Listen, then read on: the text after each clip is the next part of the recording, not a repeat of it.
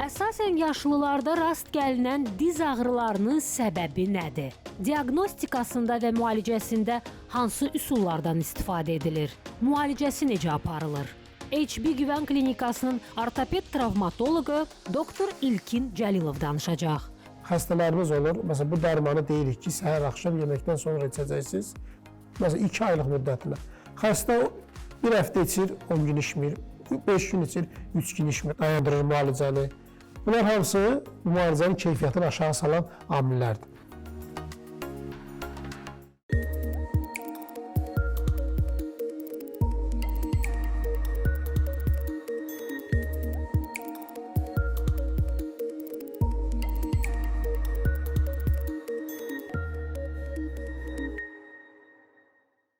Hər vaxtınız xeyir olsun, əziz tamaşaçılar. Mən Doktor Dilbər Rahim. Səhhətimizin bugünkü buraxılışında hər birinizi salamlayıram. Verilişimizə EG Hospitalın Reproduktiv Təbabət Mərkəzinin baş sponsorluğunda baxırsınız.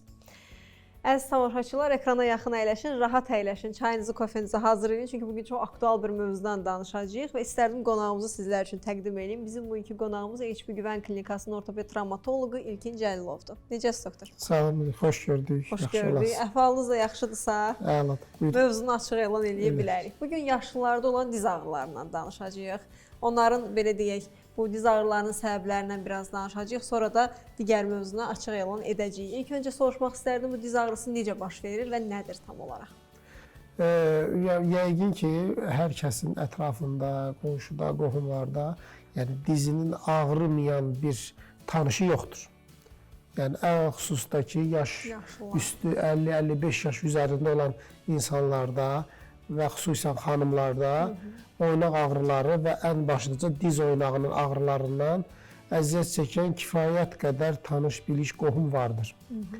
Diz ağrıları nəyə görə mən əsasən yaşlı insanlarda toxunmaq istədim, daha çox üstünlük verirəm. Çünki yəni müəyyən yaşlı insanların həyat keyfiyyətini, normal həyat tərzini pozan, onlara mənfi təsir göstərən səbəblərdən biri də diz ağrılarıdır ki, böyük diskomfort yaradır onlara. Həm onun həyat keyfiyyətini aşağı salır, həm də onun hərəkət intervalını, hərəkət belə deyək də mühitini daha da daraldır. Nəticədə insan həyatdan məmnun olmur. Bəs yaşlı insanlarda diz ağrıları niyə yaranır? Çox qəşəng bir sualdır. Niyə yaranır? Çox yəni əsas sualım buradan başlamaq istəyirəm. Bildiyimiz kimi hər bir şeyin ömrü olduğu kimi insan orqanizmdə də toxumaların da bir ömrü var. Və yaş artdıqca onlar yaşa bağlı belə deyək də artıq o keyfiyyət dəyişikliklərini bir üzə verir. Təəssüf ki, yəni tibb sahəsində əminəm ki, digər sahələrdə olduğu kimi bizim sahəmizdə də bu belədir. Yaşa bağlı əmələ gələn dəyişikliklərinin qarşısını almaq demək olar mümkün deyil. Çünki yəni onun qarşısını almaq o deməkdir ki, insanın qocalmağının qarşısını almağa bərabər bir şey olardı. Geri dönən bir proses deyil orada. Bəli. Bizim etdiklərimiz və edə biləcəklərimizin məqsədi sadəcə o gedən prosesin sürətini azaltmaq və daha keyfiyyətli şəkildə irəliləməsinə köməklik etməkdir. Yaşlı insanlarda diz ağrılarından əziyyət çəkən, belə deyək, biz qadın və kişi cinsi olaraq ayırsaq, böyük bir əksəriyyəti xanımlarda olur. Bu əsasən, belə deyək də, araşdırmalar göstərir ki, yəni müsəlman tip ölkələrdə daha çoxdur bu, yəni xanımların diz ağrılarından əziyyət çəkmə səbəbi. Bunun bir çox səbəbi var. Ən öndə gələn səbəblərdən biri, adətən xanımlar artıq çəkidən daha çox əziyyət çəkirlər. Fiziki aktivliklər azdır, artıq çəki daha çoxdur. Artıq çəkidən daha, dediyim kimi, çox əziyyət çəkirlər. Hərəkət intervalı daha azdır. Xanımlarda o 50-55 yaşından sonra klimaksın başlaması, menopazın başlaması, hormonal balansın dəyişməsi və pozulması bu oynaq problemlərinin, xüsusilə diz problemlərinin daha çox yayılmasına səbəb belə deyək olur. Həmçinin dediyim kimi bizim internetə uyğun olaraq Mətbəxdə daha çox xanımlar olur, yeməklə daha çox xanımlar belə deyə məşğul olur. Təbii ki, bişirdiyi yeməyin də dadına da baxmalıdır. Bu şəkildə, yəni o xanımların çəki kontrol eləməyi və ya bəylərlə müqayisədə daha çətin olur. Və bu dediyim səbəblərdən dolayı, yəni xanımlarda bəylərlə müqayisədə diz oynağının ağrıları ilə bağlı müraciət və şikayətlər daha üstünlük təşkil etməkdədir. Doğrudur, doktor. Bəs həkimə nə zaman müraciət edilməlidir bu şəkildə diz ağrıları zamanı? Biz həkimlərin ən, belə deyək də, istədiyimiz zamanı hansı olardı? Xəstənin ağrı olmadan həkimə müraciət etdiyi bir dövr. Kontrol müayinələr zamanı gəldiyi dövr. Bu, check-up müayinələri ilə mi, və yaxud da ki, dediyim kimi, ildə bir dəfə bir həkim kontrolundan keçməklə mi, yəni ağrı başlamadan həkimə müraciət zamanı xəstəliyin qarşısını almaq və irəli sürətini azaltmaq çox asan olur. Ümumiyyətlə, diz oynağında yaşlılığa bağlı ağrının yaranma səbəbi oynaq səthlərini örtən qığırdaq toxumasının aşınması, yeyilməsidir. Və qığırdaq yeyilir, xəstə heç bir diskomfort və ağrı hiss eləmir. Nə zaman ağrı hiss eləməyə başlayır? Artıq gəlib sümük toxumasına yaxınlaşanda. Çünki qığırdaq toxumasının böyük bir hissəsində sinir hissi hüceyrələrdən məhrumdur. Ona görə məhz yeyilir, amma xəstə ağrı hiss eləmir. Ta sümüyə gəlib çatanda. Sümüyə çatdıqda bir növ işdən keçmiş olanda artıq yaxınlaşır. Mən az öncə dediyim tövsiyənin tam üzərinə düşürəm ki, ağrı başlamadan həkimə gəlmək müalicənin daha faydalı və daha az maliyyətə başa gəlməyinə səbəb olur. Nəinki ağrı başlayır. Ağrı başlayanda artıq bu deməkdir ki, xəstəmiz qığırdağın müəyyən bir hissəsini artıq itirib. Bəs bu zaman bizim diaqnostikamız, müayinəmiz necə baş verir, doktor? Diaqnoz xəstə həkimə müraciət elədi, müayinə elədik.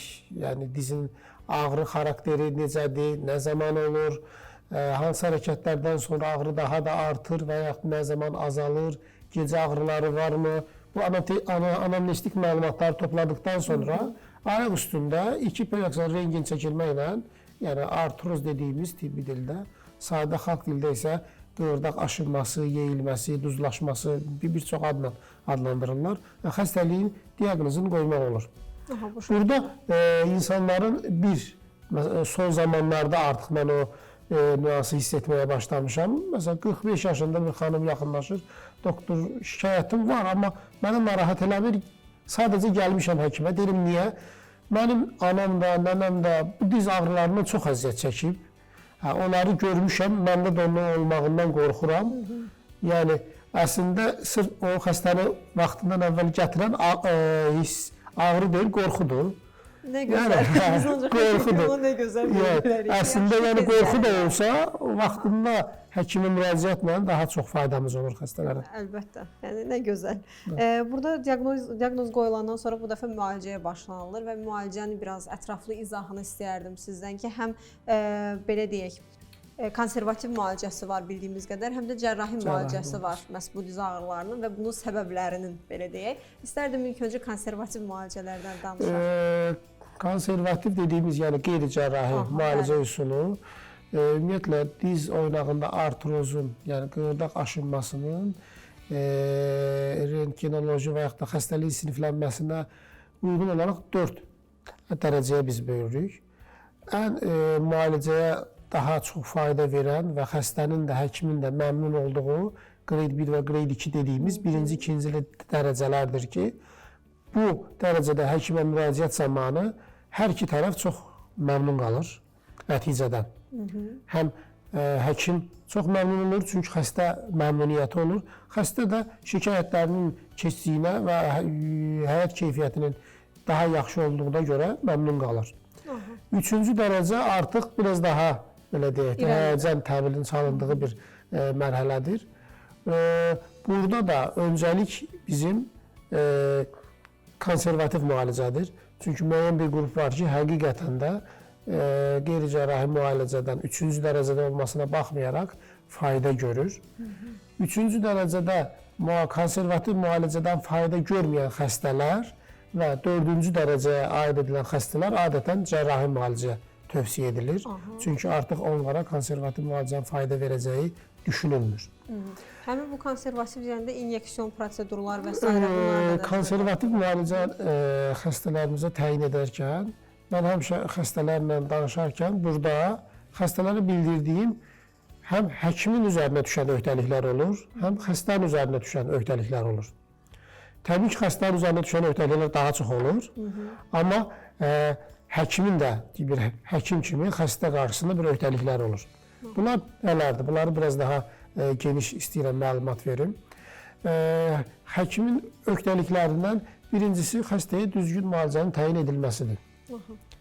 Və bunun yolu ildə 2 dəfə ən azı müəyyən dərman preparatları vardır ki, onlarla olan qığırdağın keyfiyyətini yaxşılaşdırmaqla duzlaşma, yəni oynaq artrozunu müalicə etməkdir. Həmişə xəstələr deyirəm, düşünməyin ki, bu edəcəklərimizdən sonra yeyilən qığırdaqlarınızı geri qayıdacaq. Elə bir şey yoxdur. Dünyada, hal-hazırda, təbabətdə yeyilən qığırdaq toxumasının bərpası deyə bir anlayış, bir müalicə yoxdur.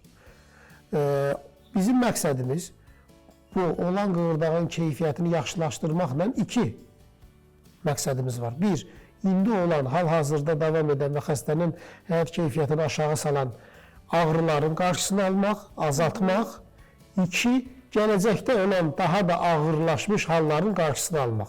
Yəni 2 il sonra, 3 il sonra, 5 il sonra daha ağır formada xəstəliklə bizə yaxınlaşmağının qarşısını almaqdır. Bir növ qreydin irəliləməsini, bir növ qarşısını alır. O da müvəqqətidir, belə başa düşürük. Dediyim kimi, yox, müalicə mütəmadi olaraq ildə 1 və 2 dəfə təkrarlanmalıdır, bəli. Aydın. Bu dərman müalicəsidir. 2, qığırdaq aşınması, yeyilməsi deyiriksə də, demək ki, bu oynaq səthlərində sürüşmə azalmışdır. Yəni, qığırdaq səthləri bir-birinə sürtünür. Sürtündükcə də qığırdaq yeyilir, bəli. Niyə gənc adamlarda qığırdaq yeyilmir? Çünki o sürüşmür, sürüşür, sürtünmür. Oynaq içində onun sürüşməsini təmin edən yağlı bir maye olur və onun sayəsində oynaq səthləri sürüşür. Yaşla əlaqədar, xüsusda dediyim kimi xanımlarda hormonal sferada olan dəyişikliklə əlaqədar dizin içi get-gedə quruyur.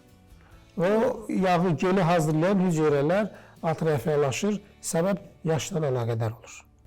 Nəticədə dizin içi quruyur və diz quruduqca oynaq səthləri, bəli, sürtünmə artır, sürüşmə azalır və qığırdaq aşınmasına səbəb olur.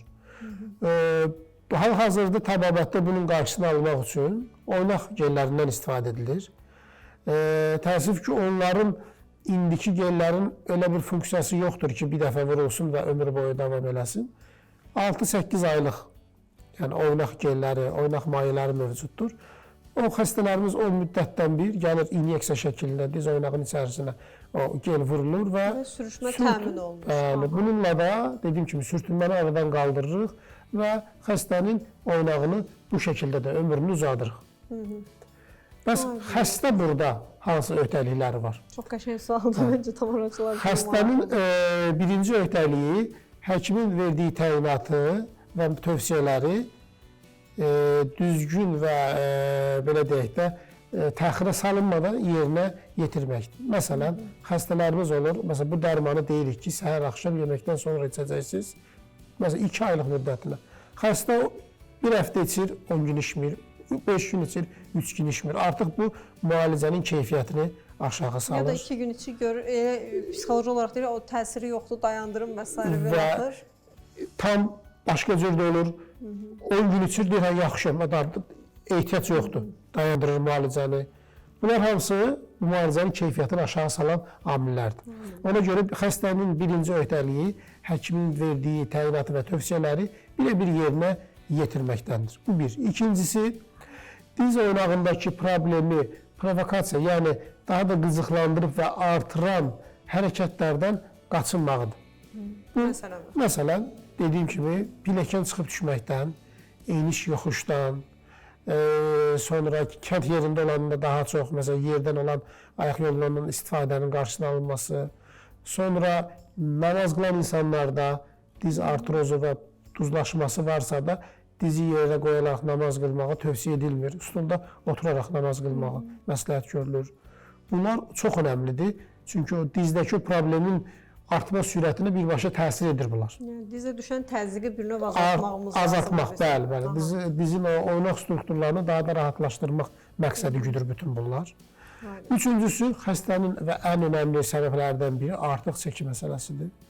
Artıq çəki varsa da bir an öncə xəstə artıq çəkidən xilas olmalıdır. Təəssüf ki, müəyyən bir müddətlə, çox yox, bir 10 il bundan qabaq müqayisə ilə indiki hal-hazırda etsək, diz oynağında artroz problemi ilə gələn xəstələrin böyük bir hissəsində tək bir problem olmur. Şəkərli diabet olur, zob deyirik olur, reumatoid artrit olur, hipertenziya olur. Yəni ən azı 2 və 3 xəstəlik olur. Təbii ki, bu şəkildə çəkini azaltmaq da çətin olur. Bəzən xəstələrim deyir, doktor, vallahi yemək yemirəm, amma arıqlanmıram. Bu yol deyil yəni. Bu zaman ixtisası uyğun həkimə müraciət eləmək lazımdır. Artıq kompleks bir müalicə olmalıdır xəstənin. Yəni diabet varsa diabet kontrolda olmalıdır. Zob kontrolda olmalıdır. Bunlar kontrolda ola belə yenə çəki verə bilmirsinizsə, arıqlama mütəxəssislərinə, həkim, heyetoloqa müraciət edəcəksiniz. Bu şəkildə, yəni öz işini professional bilən mütəxəssisə müraciət etmək lazımdır ki, fayda versin. Doktor, bildiyimiz qədərilə bizim cəmiyyətdə belə bir şey var. Ağrıya artıq dözülməz şəkilə gələndə gəlirlər həkimin yanına. Bəli, dediyimiz o 3-cü, 4-cü qreyddə gəlirlər bir növ. Buna görə bizdə cərrahi müalicə var bildiyimiz qədərilə. İstərdim biraz bundan danışaq. Cərrahi müalicə hansı üsullarla baş verir? Yəni ortopediya və travmatologiyada son 10 illiklərdə, bir neçə 10 illiklərdə yəni inqilabı deyiləcək bir, yəni belə deyək də, görülən işlərdən biri oynaqların endoprotezləşdirilməsidir. Hansı ki, son 20-30 ilə qədər, bundana qədər bu problemdən əziyyət çəkən insanlar demək olardı, əlil olurdular. Yəni, hərəkət, çözüm yolu yox idi. Dərman təyin edilir, xəstə fayda görmür, dözülməz ağrılar, gecələr belə xəstə ağrıdan yata bilmir, yerində fırlana bilmir, yəni. O dərəcədə ağrılar olur, oynaq ağrıları. Şükür ki, hazırda bunun çözüm yolu tapılıb və daha da inkişaf etdirilməkdədir. Bu, oynaqlarının endoprotezləşdirilməsidir. Yəni, oynaq səthlərinin dəyişdirilir. Hal-hazırda ölkəmizdə daha çox diz və bu çanaq oynağının endoprotezləşməsindən məşğuluq. Amma demək olar, çiyin oynağının, dirsək oynağının, topuq oynağının da endoprotezləşdirilməsindən artıq mümkündür. Bu da bir tərəfdən, yəni o tipdə əlilliyə məhkum edilmiş insanların həyat keyfiyyətində dediyim kimi fantastik bir nəticəyə səbəb olmağımıza bizə köməklik edir. Yəni düşünün, yerindən hərəkət edə bilməyən bir insan endoprotez əməliyyatı olur, 2 ay sonra ürək hara istəyir özü gedib gələ bilir. Və bu cərrahi müalicənin belə deyək də, bəzən insanlarımız var, mən xəstələrim arasında da görürəm, deyirəm, sizdə artıq elə mərhələdir ki, boş-boşuna dərmana pul xərcləməyin, vaxt itirməyin, özünüzü əziyyət etməyin bir mənası yoxdur sizə. Məsələn, bu diz oynağının endoprotezləşdirilməsi lazımdır. Onunla normal həyatınıza dönə bilərsiniz. Deyir, doktor, mən istəmirəm axı ayağım mənim kəsilsin, mənə ora protez taxılsın. Yəni, məlumatsızlıqdan sanki xəstələr elə düşünürlər ki, endoprotez, ayaq kəsilir, ora protez taxılır, o şəkildə xəstə həyatına davam edir. Tam yanlış bir fikirdir. Biz oynaq içərdən, oynaq səthlərini dəyişdiririk. Yəni, bayır hissədən, çöldən, yəni heç bir şey fərq hiss edilmir, xəstənin öz ayağı olur. Və xəstə, dediyim kimi, normal bütün işlərindən məşğul ola bilir, həyat keyfiyyəti yüksəlir. Xəstənin, belə deyək də, ən önəmli ağrı hissi keçdiyinə görə xəstə həyatdan məmnun olur. Ona görə tamaşaçılarımıza nə deyirik? Çalışıb birinci, ikinci dərəcəli şikayətlərlə müraciət edirsə daha çox Amma faydamız olar. Amma 3-4-ündə əlbəttə ki, belə deyək, həlli var. Təşəkkür edirəm doktor sizə gəldiyinizə görə. Ümid edirəm gələn verilişlərdə sizi burada görmə imkanımız olar. Doktorumuzu təkrar sizə xatırlatmaq istəyərdim ki, bizim bugünkü qonağımız HP Güvən Klinikasının ortoped travmatoloqu İlkin Cəlilov idi. Bir daha təşəkkür edirik ona və tamaşaçılarımız üçün bugünkü veriliş bura qədər idi. Səhhətimiz verilişində tək ARB TV ekranlarından yox, həm də sosial media hesablarından baxa bilərsiniz. Səhhətimiz sağlam gələcəyin təminatı əziz tamaşaçılar. Gələn görüşlərədək.